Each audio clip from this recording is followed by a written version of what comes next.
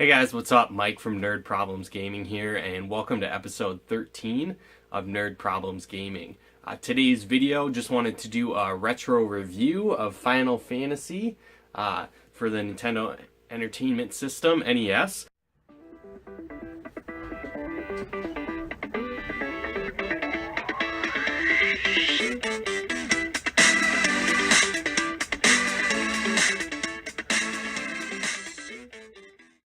If you haven't played this game, yeah, I'd highly recommend it. It's one of the greatest ones out there, and it's the one that really started the series in the beginning. And again, there's a lot of things that have held up well over time, but there's other things that, again, if you're playing it now and you've played any other Final Fantasy games, might get a little frustrating and annoying for you. Kind of the story overall is you're the four light warriors, and the Earth has been thrown into chaos, and basically there's four orbs. Later editions they're crystals, but four crystals that you need to restore, that they've gone dark. So there's an earth one, a water one, a fire one, and a wind crystal, and those control basically the world, right? The seas, the earth rots, the volcanoes, and the wind. So again, these have gone dark. There's evil fiends that have taken over, that are controlling these crystals, and it's your job as the light warriors to go out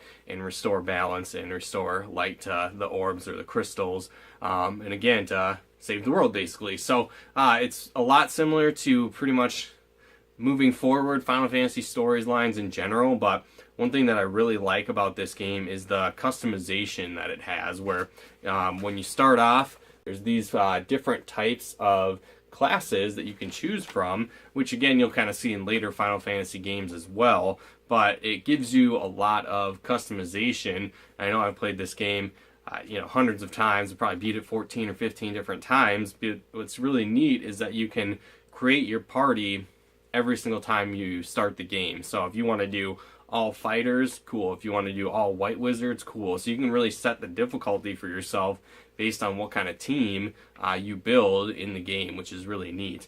Now, when I first played this game, the version I got, I did not get an instruction manual. I didn't get any of the things that come with it. So I mean, there's charts like this that kind of give you what classes can use what weapons, what level they can equip things at, what level they can learn it at. It has like the monsters, their weaknesses, where they're at, map locations, different things like that. And when I first played this game, I didn't have any of this, and the internet didn't really exist at that point. So as you're going through, if you got stuck, you were lost completely. One of the things that can be pretty frustrating in this game is that all of the spells are limited to like 4 letters, so a lot of times you have no idea what these spells do. It doesn't say anywhere in the game what these spells do either. So there was, flash forward 5, 6, 7, 8 years later, when I played a remake version of the game, then I actually understood, that's what that spell does. So you can go back and be a lot better at the game when you play again. But when you're first playing, it can be kind of frustrated if you don't have any guides like this. But I mean, nowadays, obviously, you can look it up on the internet, and there's guides everywhere, so it's not as big of a deal. But originally, when you played, it could be very challenging. Another thing that can be frustrating in this game is that when you're in battles, it's really more strategic, where if you've played any of the future Final Fantasy games, if your characters are targeting a monster and it dies, if there's anybody left that hasn't attacked yet or taken their turn, they just move on to the next monster. Well, that is not the case with this game. If you kill a monster, anyone else that was targeting it just is rendered ineffective. So it can be very frustrating if you're just going through an area and you just kind of want to breeze through, or you're leveling up and not paying much attention. You can end up wasting a lot of time because, again, your attacks don't transfer once you've killed a monster. So that's one thing that can be frustrating. In this original version as well, the item inventory is another thing that can be very difficult, because each character can only hold 4 pieces of armor and 4 weapons. And then, again, there's no description on these. So you have no idea if something is going to be equipable by a character that you have. Some of the items have special features to them. So for example, there's a heal staff that will cast heal on all of your characters, but there was no way to find that out. until just randomly you tried to use it as an item when you played the first time. Now, again, like I said, the internet, there's guides out there. Now you can know these different things, but the first time playthrough, it was very frustrating because you had no idea what these items do. And another thing, if your inventory is full, whether it be armor or weapons, if you open a chest that has one of those, it just says your inventory's full and you can't pick it up.